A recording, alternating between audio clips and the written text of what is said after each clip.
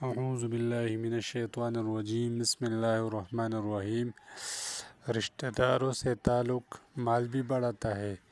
حضرت ابو ہریرہ رضی اللہ تعالی عنہ بیان کرتے ہیں کہ نبی کریم صلی اللہ علیہ وآلہ وسلم نے فرمایا، اے لوگو، تو اس وقت تو کالج یونیورسٹی یہ چیزیں نہیں ہوتی تھی، تو جو ہوتا لوگوں کو یاد ہوتا تھا۔ تو عرب جو ہے ان کو یہ نسب نامہ بہت اچھی طرح یاد ہوتا تھا۔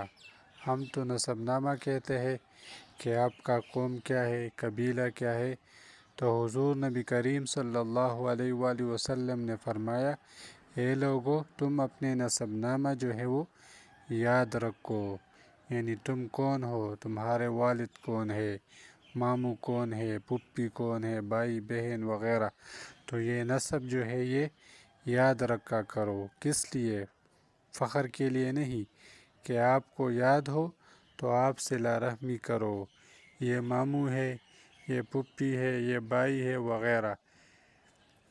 اس لیے یاد رکھو کیونکہ صلہ رحمی جو ہے یہ محبت ہے۔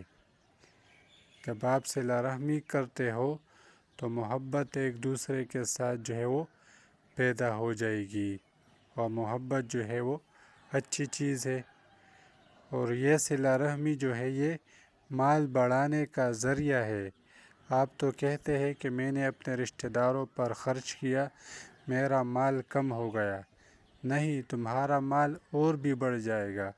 حضرت عثمان رضی اللہ تعالیٰ عنہ مشہور ہے کہ وہ غنی تھے، غنی ان کا لقب ہے، تو وہ رشتہ داروں کے ساتھ بہت زیادہ صلہ رحمی کرتے تھے اور ان کو پیسے دیتے تھے۔ چنانچہ ان پر ایک الزام بھی ہے کہ انہوں نے اپنے رشتہ داروں کو زیادہ وقت دی اور کسی کو نہیں دی۔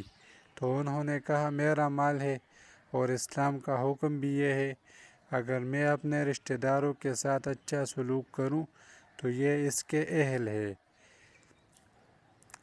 اور یہ صلہ رحمی جو ہے یہ آپ کے بعد آپ کے گناہوں کی معافی ہے۔ یعنی جب بندہ صلہ رحمی کرتا ہے، رشتہ داروں کے ساتھ اچھا سلوک کرتا ہے، تو اگر لغزش اور گناہ ہو اس کے پیچھے تو اللہ اس کو معاف کر دیتے ہیں۔ بس حدیث یہ ہے کہ صلہ رحمی اچھی چیز ہے، آپ کے آخرت اور گناہوں کی لغزش کے لیے اچھا ہے۔ اللہ اس کو بخش دے، اچھا بندہ تھا، میرے ساتھ اچھا سلوک کیا تھا، دوسرا کہتا ہے میرے ساتھ یہ سلوک کیا تھا، تیسرا کہتا ہے یہ کیا تھا، تو جو ہے آپ کے بعد جو ہے وہ لوگ آپ کو دعائیں دیتے ہیں۔ اور یہ صلہ رحمی مال میں بھی اضافہ کرتا ہے اور اس سے محبت بھی پیدا ہوتی ہے۔ تو جو زندگی محبت کے ساتھ گزرے وہ کتنی اچھی ہے، اس لیے صلہ رحمی جو ہے وہ کیا کرو۔ بابا بھی جاری ہے۔ اللہ کریم ہم سب کو قرآن و حدیث پر عمل کرنے کی توفیق عطا فرمائے۔ وآخر دعوانا ان الحمد للہ رب العالمین۔